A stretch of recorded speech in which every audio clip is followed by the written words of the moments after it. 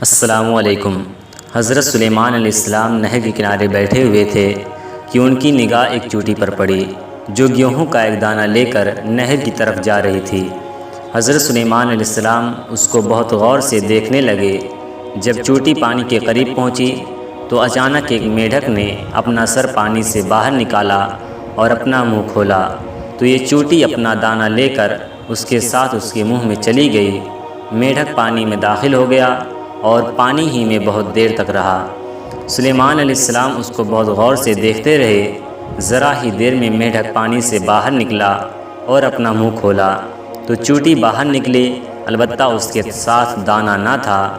حضرت سلیمان علیہ السلام نے اس کو بلا کر معلوم کیا کیا ماجرا تھا اور وہ کہاں گئی تھی۔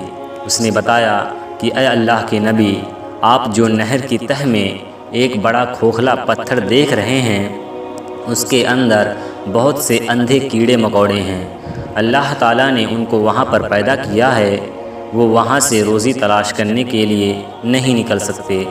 اللہ تبارک تعالیٰ نے مجھے اس کی روزی کا وکیل بنایا ہے، میں ان کی روزی کو اٹھا کر لے جاتی ہوں اور اللہ نے اس میڈک کو میرے لیے مسخر کیا ہے تاکہ وہ مجھے لے کر جائے۔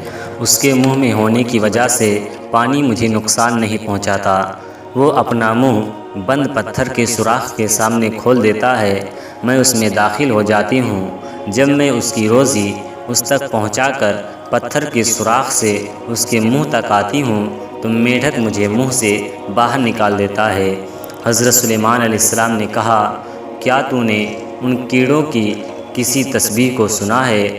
چوٹی نے بتایا، ہاں، وہ سب کہتے ہیں، اے وہ ذات جو مجھے اس گہرے پانی کے اندر بھی نہیں بھولتا۔ پیارے دوستوں، اگر ویڈیو اچھی لگی تو ویڈیو کو لائک اور چینل کو سبسکرائب ضرور کریں۔